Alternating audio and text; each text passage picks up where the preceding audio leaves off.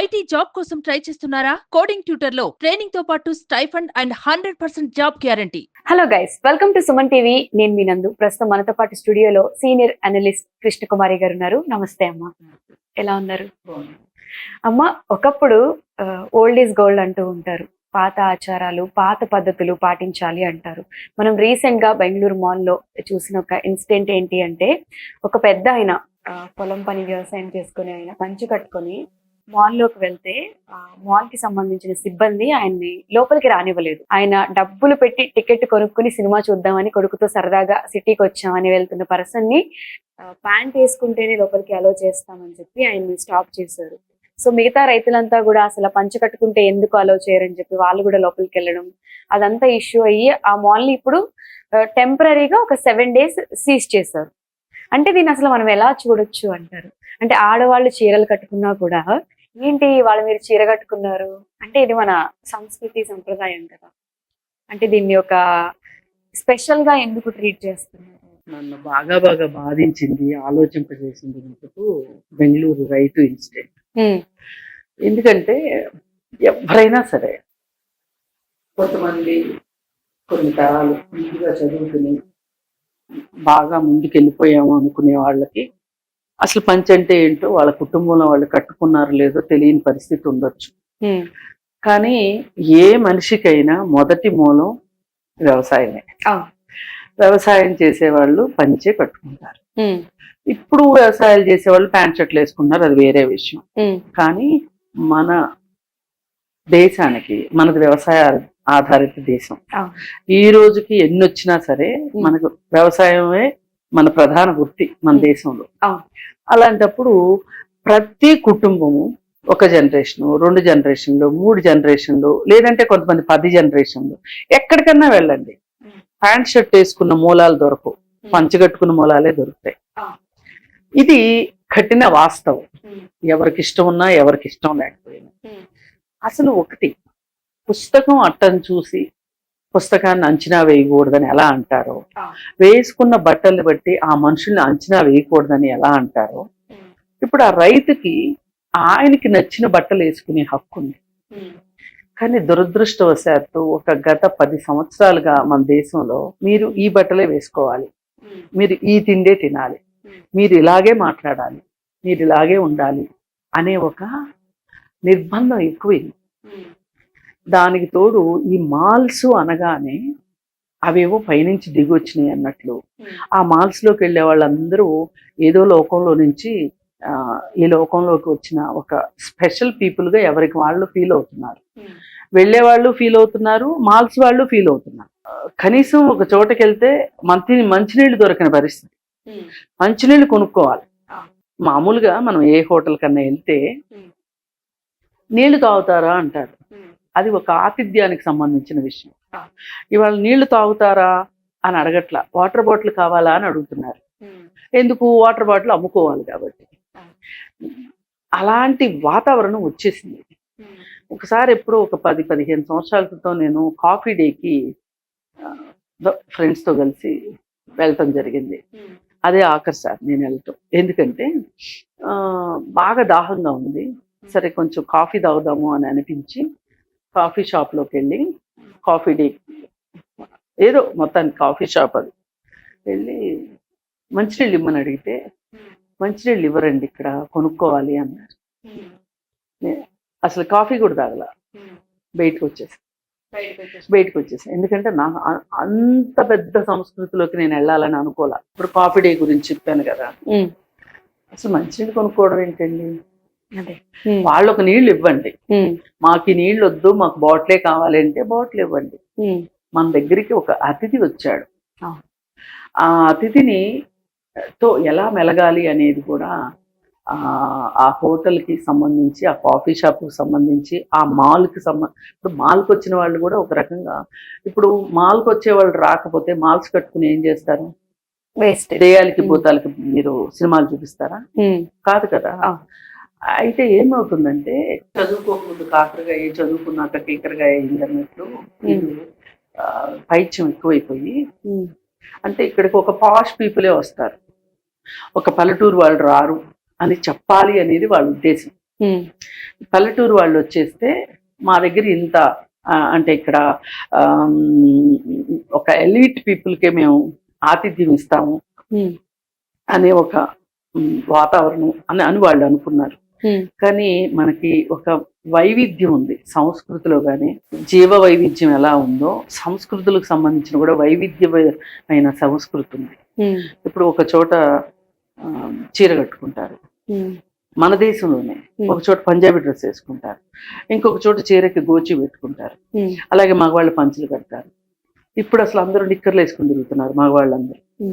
ఇప్పుడు దాకా ఆడవాళ్ళని ఎక్స్పోజింగ్ చేశారు అన్నారు, కానీ ఇప్పుడు మగవాళ్ళు ఎక్స్పోజింగ్ చేస్తున్నారు. ఇట్లా మారుతుంది కాదని అనట్లా, కానీ ఎంత మారినా మన నేటివిటీని మర్చిపోకపోవటం అనేది ఒక మంచి లక్షణం. అయితే ఇప్పుడు ఈ మాల్ విషయం అతను ఏమనుకున్నాడంటే, చూడండి నేను ఎంత బాగా డ్యూటీ చేశానో అనిపించుకోవాలని. బహుశా వాళ్ళ రూల్ బుక్ లో ఎక్కడ ఉండుండదు ఇది, కానీ ఇతను మధ్యలో వాళ్ళు చేసిన ఓవర్ యాక్షన్ అన్నమాట. ఎంప్లాయీస్ స్వామి భక్తిని చూపించుకోవటానికి చేసిన ఒక చిన్న హడావిడి అన్నమాట. అంతకు మించి వేరేగా చూడటానికి లేదు. సో మాల్ వాళ్ళు అలా అనుకుని ఉండరు. అయితే ఏది ఏమైనా నాకు కర్ణాటక చాలా నచ్చుతుంది. నందిని మిల్క్ పేరు మారుస్తున్నాము అంటే హిందీలోనే రాయాలి అని అంటే, వాళ్ళు అసలు మేము హిందీలో పేరు కావాలన్న వాళ్ళకి మేము పాలము అన్నమాట. It's a great thing. అలాగే భాష విషయంలో కూడా కన్నడ రచయితలకు ఉన్నంత పట్టింపు, వాళ్ళకున్నంత వాళ్ళ మూలాల్లోకి వెళ్ళి రచనలు చేసే విధానం కావచ్చు, ఏదైనా సరే కన్నడ వాళ్ళు చాలా విభిన్నంగా ఉంటాయి. ఇప్పుడు మనకి జాతీయ పురస్కారాలు కూడా కన్నడలోనే చాలా ఉంటాయి. భాషకి సంబంధించిన ఒక ఇష్టం, వాళ్ళకి మక్కువ. నువ్వు ఒక చిరిగిన చొక్కా అయినా వేసుకో, ఒక పుస్తకం కొనుక్కో అని తెలుగులో ఒక ఆయన అన్నారు. కానీ ఇక్కడ ఎవరు ఆ మాట వినరు. కానీ అక్కడ ఎవరూ చెప్పలేదు, కానీ వాళ్ళు అదే చేస్తారు, అదే పని చేస్తారు.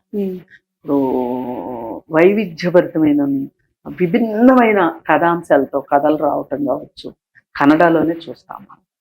అయితే అలాగే కన్నడలో గత 10 సంవత్సరాల్లో 3-4 రచయితల్ని, యాక్టివిస్టుల్ని చంపేశారు. గౌరీ లంకేష్ ఇట్లా ఒక ఆయన్ని నువ్వు ఇదే రాయాలి అంటే కన్నడ అతన్ని నేను అసలు రచనలు చేయని పొమ్మన్నాను. అంటే మళ్ళీ బతిమలాడి అందరూ కలిసి అతన్ని ఒప్పించి అతని చేత పుస్తకాలు రాస్తున్నాడు ఆయన. గిరీష్ కర్నాడ్ గారు ఆయన అర్బన్ నక్సలైట్ అన్నారని చెప్పి వాళ్ళు ఒకసారి అంటే ఈయన 100 సార్లు మెడలో ఒక బోర్డు వేసుకొని అర్బన్ నక్సలైట్ అని చెప్పి వేసుకున్నాడు. అంటే ఒక ధిక్కారం అలా ఉంటది కన్నడలో. అంటే అన్ని చోట్ల ఉంటది, ఉండదని కాదు, అక్కడ ఇంకొంచెం ఎక్కువ పాల్గొంటుంది. ఆయన ఎంత ముందుగా గిరీష్ గారు ఆయనకి ఆస్మా ప్రాబ్లం ఉంటే ఒక చిన్న ఆక్సిజన్ ట్యాంక్ ఒకటి పెట్టుకుంటాడు జేబులో, ఆక్సిజన్ అవుట్ సైడ్ ఆ ట్యాంక్ లో ఆక్సిజన్ పీలుస్తూ వస్తాడు. అలాగే ప్రకాష్ రాజ్ కూడా ఎంత మొండిగా ఉంటాడో మనకు తెలిసిందే. అయితే ఇలాంటి ఆ నేలలోనే ఒక ధిక్కారస్వరం, వాళ్ళు నిర్బంధాన్ని ఒప్పుకోరు. అందుకే గబగబా రైతులు వచ్చారు. రైతులను సంఘటితం చేయటం అంత ఈజీ కాదు. రైతే రాజు, రైతే వెన్నుముక లాంటి వాడు అని అంటూ అన్నీ అనడం కరెక్టే, కానీ రైతులకి వాళ్ళు వాళ్ళ పొలాల్లో పనులు చేసుకుంటూ ఉంటారు, స్కాటర్డ్ గా ఉంటారు. వాళ్ళందరూ ఒక చోటకు చేరటం అనేది కష్టమైన పని.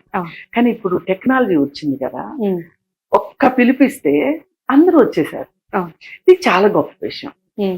ఈ గొప్ప విషయాన్ని తలొగ్గి ఇది పార్లమెంట్ లో కూడా ఒక చర్చకి దారి తీసి ఆ మాల్ని ఒక 7 రోజులు మూసేశారు అంటే ఇది ఒక గుణపాఠం. అంటే ఇది చరిత్రలో నిలిచిపోతుంది. అది జరిగింది. మామూలుగా అతన్ని ఎలో చేశారనుకోండి, ఇంత స్టోరీ జరిగేది కాదు. పైగా మాల్స్ గురించి మనము ఎన్నైనా చెప్పచ్చు. మాల్స్ యొక్క దుర్మార్గాలు దురాఘాతాలు చెప్పాలి అంటే అక్కడ ఇంత పాప్కార్న్ ఎంత ఖరీదో తెలుసు, వాటర్ బాటిల్స్ డబుల్ కాస్ట్ మొత్తం అన్ని డబుల్ కాస్ట్.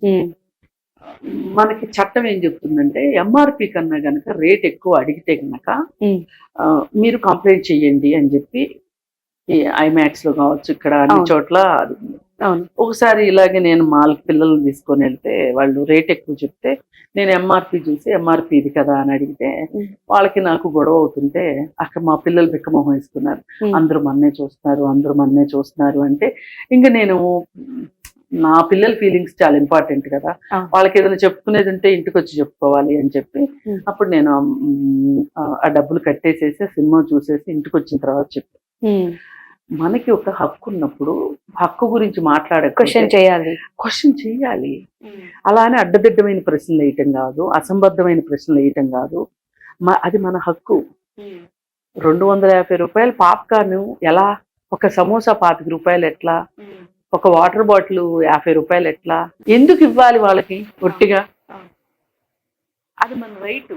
మీరు మీకున్న హక్కుని మీరు వినియోగించుకోకపోతే మీరేం చేస్తారు ఇంకా జీవితంలో అని చెప్పి నేను వాళ్ళకి చాలా చెప్పాను. కానీ ఏదైనా ఇప్పుడు పిల్లలకి అంత ప్రశ్నించే తత్వం లేదు అని నేను అనుకుంటున్నా. ఏదేమైనా నాకు ఆ రైతు మట్టుకు చాలా నచ్చారు. ప్రతి ఒక్కళ్ళు గుర్తుపెట్టుకోవాల్సింది మన మూలాలను. పైగా ఒక రైతు మాత్రమే ఎవరిని మోసం చేయలేదు. అవును, మాల్స్ వాళ్ళందరూ కూడా గుర్తుపెట్టుకోవాల్సింది ఏంటంటే ఈ మాల్స్ ప్రజలు రాందే మీరు ఏమీ చేయలేరు. అందుకని మహాత్మా గాంధీ ఒక మాట అంటారు, కస్టమర్ ఈజ్ అవర్ గాడ్ అంటారు. అందుకని దీన్ని బట్టి ఎవరైనా సరే అర్థం చేసుకోవాల్సింది, నేను ముందుకెళ్ళిపోయాను అనుకునేవాళ్ళు ఆ భ్రమలోంచి బయటపడి ఎవరైనా నిజంగా వెనకబడి ఉంటే వాళ్ళని వాళ్ళతో సమానంగా ముందుకు తీసుకొచ్చినప్పుడే నువ్వు ముందుకెళ్ళిన దాని ప్రయోజనము పరమార్థము ఉంటుంది. ఒక మనిషి మాత్రమే ఇది చేయగలడు, జంతువులు చేయలేవు. మనిషిలా ఉంటే ఇలాంటివి జరగవు. చాలా చక్కగా చెప్పారమ్మా, thank you so much. Suman టీవీలో మీ పర్సనల్ అండ్ బిజినెస్ ప్రమోషన్స్ కోసం కింది నెంబర్కి కాంటాక్ట్ చేయండి.